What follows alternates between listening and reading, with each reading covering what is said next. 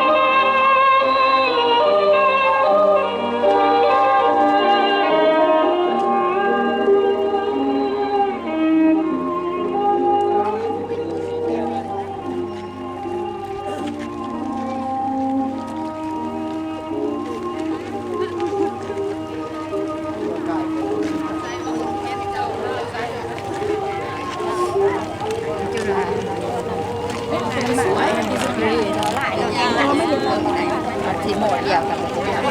ยากไปยังไงคนไหนเราไปได้กว่าใหญ่ตัดตัวท้องมือตัวของที่ตัวเลือกท้องมือล้วน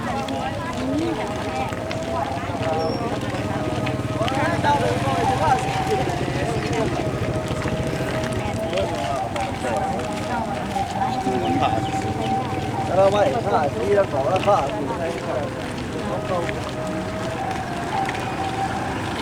ไปจนสุด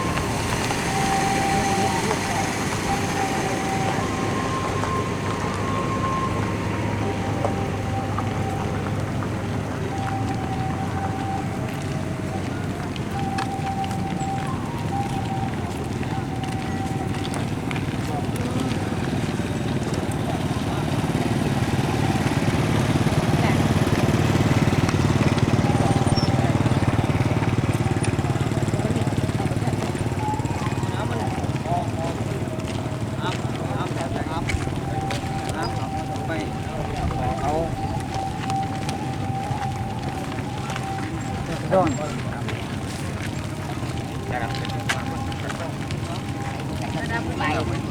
นะครับ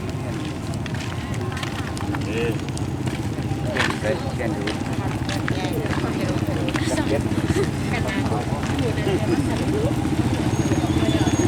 เราต้น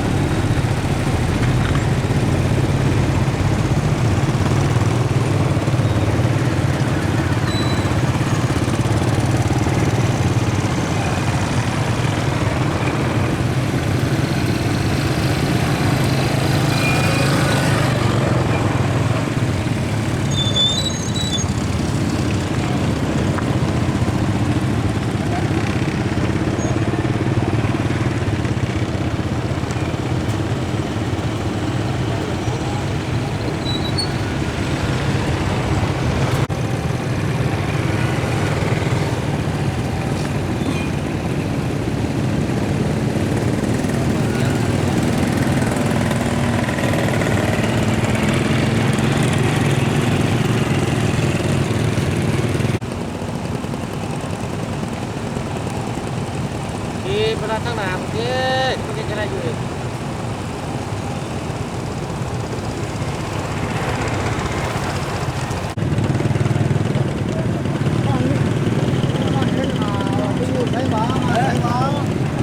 อยู่กี่หน้ากันนี่อยู่กี่หน้าอยู่ที่ก้อนน้ำมาอยู่ที่นี่อยู่หายแล้ว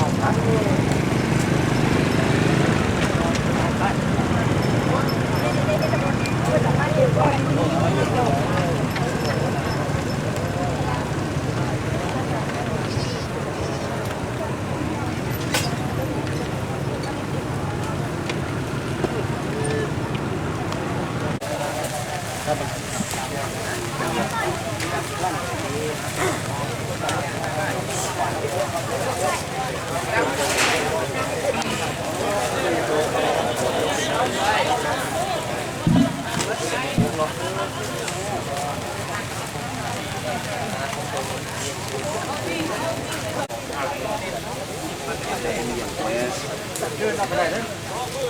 หาลิงเลยขั้นมาบนหลังการมันได้ต่างอะไรแต่ว่าขั้นต่างการมันจะเอาแนวมันจะได้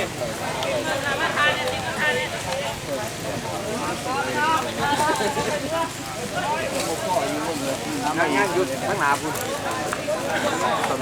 ต้องพ่ออาตัง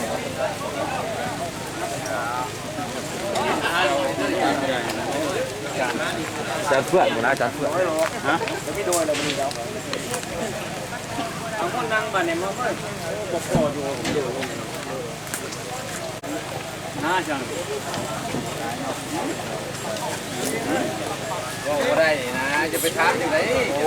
ถามคนบอกได้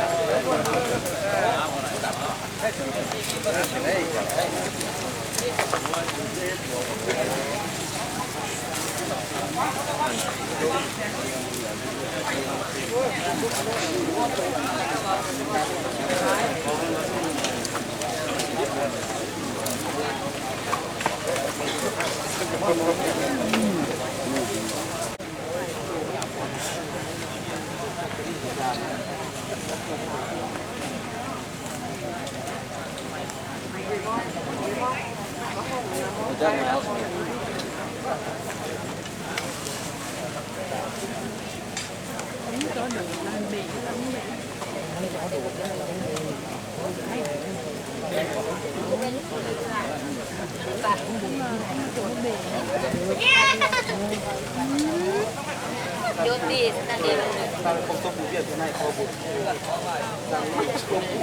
ติดไว้คุยกับคน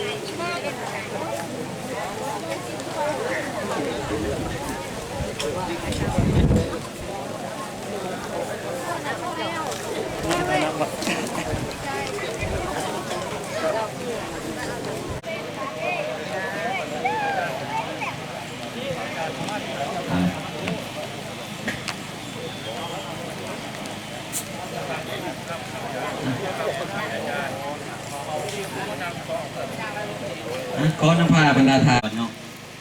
ขอนอนสการพระเทลาอยู่เทระเยี่ยนบรรดาทานผู้นำภาครัฐที่เคารพเยี่ยนบรรดาทานเพื่อนมิตรสหายญาติพี่น้องทุกๆภาคส่วนที่เข้าร่วมในงานสวัสดิกิจสดในครั้งนี้มื้อนี้พวกเราได้พร้อมเพรียงกันมาเต่าโฮมอยู่ที่สถานที่แห่งนี้ก็แม้เพื่อทรงและอำลานางแพงพันธ์ศรีสนาดีอดีตพนักงานการเงินเมืองโขงเพื่อเป็นการระลึกถึงคุณงามความดีของนางแพงพันธ์ศรีสนาดีต่อไปจะเป็นพิธีว่างพวงมาลาจากอำนาจการปกครองพ่อแม่พี่น้องอายน้องและขอเริ่มต้นจากการมอบพวงมาลาจากพนักงานรัฐกรเป็นสุดทวิตขอเชิญทางหนาพนักงานรัฐกรประจำเมืองโขงเนาะเชิญยกมาป้ายเลยยกมาป้ายเลย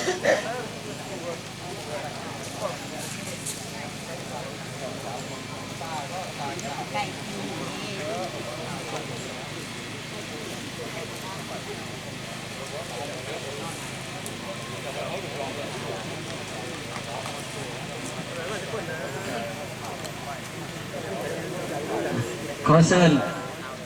ทางต่างหนาให้ทีมงานพนักงานรัฐกรประจำเมืองโขงก็จะเชิญขึ้นร่าพวงมาลา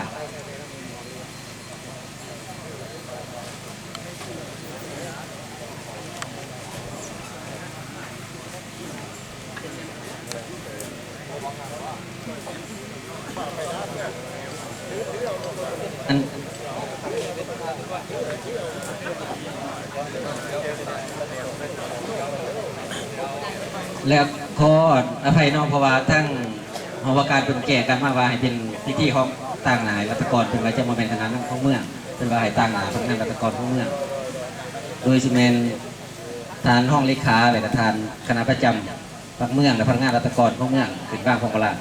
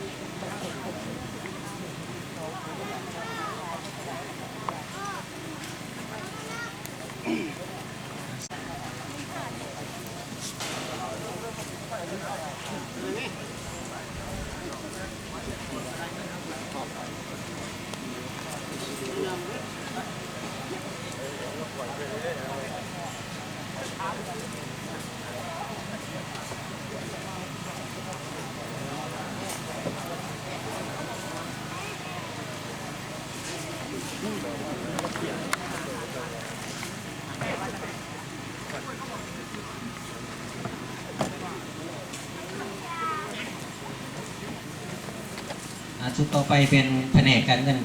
แขวงจำปาสักโอกาสต่อไปก็เฮ็ดเซิร์นบรรทานมาจากหองการทำงานในสการมาจากแผนกการเงินแขวงเป็นบ้านพมลา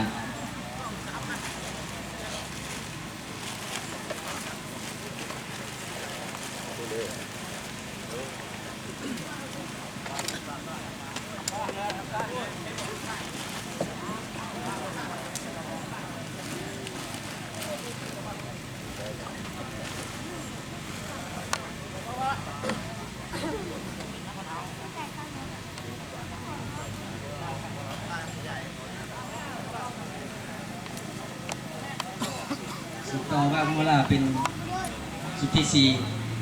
จะเป็นครอบครัวของทานมอนตาบัวพิเศษขอเชิญครอบครัวของทานมอนตาบัวพิเศษต่อว่าพมลา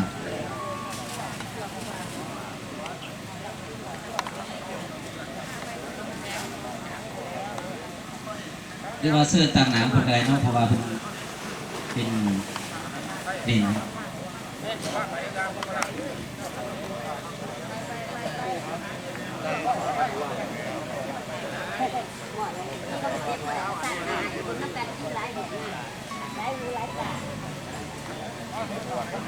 ไล่ตาที่เนาะเดี๋ยวว่าให้เจ้าแล้วคนเป็นหลักเบิ่งหาพี่สอบไฟตัวนั้นบ่ได้อันได้สิตัวขี้หงาก็เฮ็ดนำกันพี่เนาะใส่บ่ปอบแปลงบ้านบ่เรื่องได้ การต่อไปเป็นการว่างผู้ชมลาสุทธิหาเนาะเป็นครอบครัวของทานคำเพียรศรีสนาดีมาจากนครหลวงเวียงจันทร์